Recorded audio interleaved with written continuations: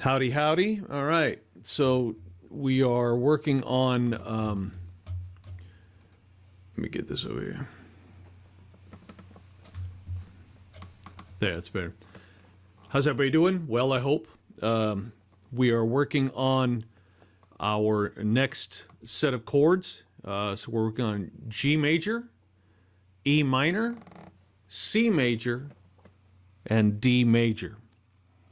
So the important thing to learn about these chords is to try and get comfortable moving from one to the other, to try and make sure that when we finger these chords on the fretboard that we're getting a clear sound out of the strings.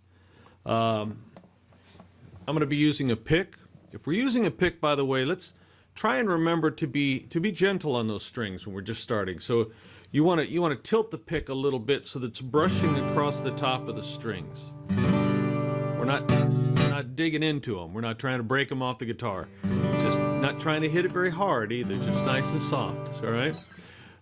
So the first thing we're going to do, first most important thing we're going to do, let's make sure we're in tune. E string, A string, D string,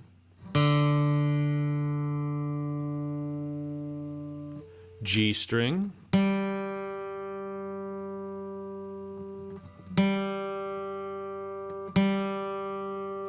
B string,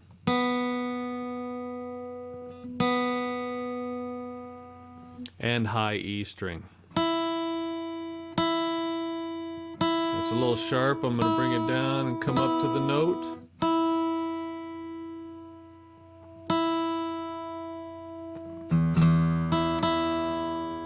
All right, so now that we're in tune, let's talk about our chords. The G chord is fingered like this. We talked before about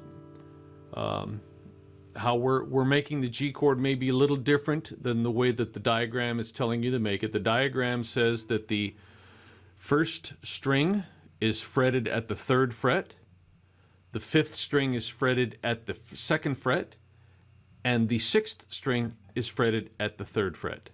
Now I have encouraged you to take this 2nd string and fret it at the 3rd fret as well. So we have the 1st and 2nd strings fretted at the 3rd fret, the 5th string fretted at the 2nd fret, and the 6th string fretted at the 3rd fret.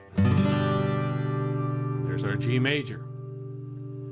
Our E minor is a fun and easy chord because it is the 4th and 5th strings fretted at the 2nd fret. Now I tend to use these two fingers, but you could probably use your little finger and your ring finger. That might come in handy later if you get used to doing it that way, but I tend to use these two. Our next chord is a C major chord. It's the 2nd string at the 1st fret.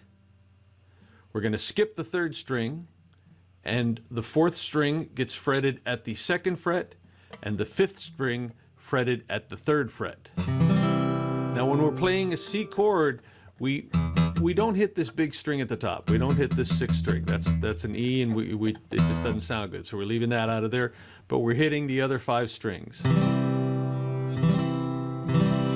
Okay? Our 4th and last chord is a D major chord. D major chord, we are going to fret the 1st string at the 2nd fret, the 2nd string at the 3rd fret, and the 3rd string at the 2nd fret. Now, for the D string, we don't hit the top 2 strings.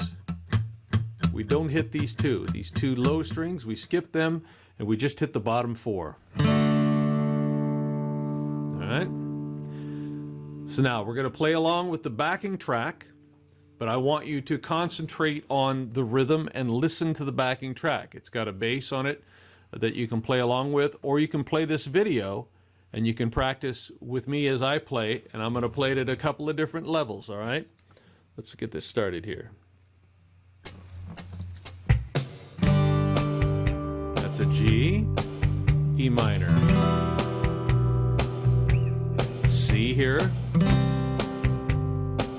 and then D here. Count it through. We got G and 2 and 3 and 4, E minor, 2 and 3 and 4, and C, 2 and 3 and 4, and D, 2, 3 and 4. One more time.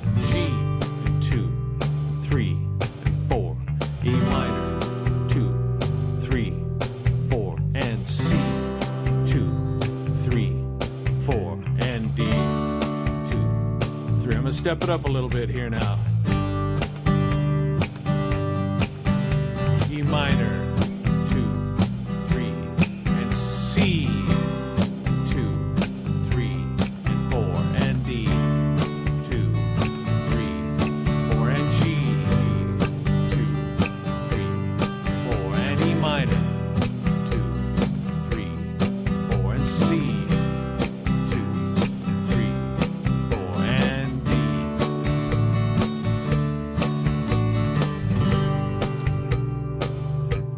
Now play it at the level that you feel comfortable. Downstrokes and counting off is fine. The important thing is to make sure that you're playing in rhythm with the backing track. All right? So I want you to get comfortable about this at whatever level you're feeling comfortable, and then I want you to record it and turn it in for this assignment.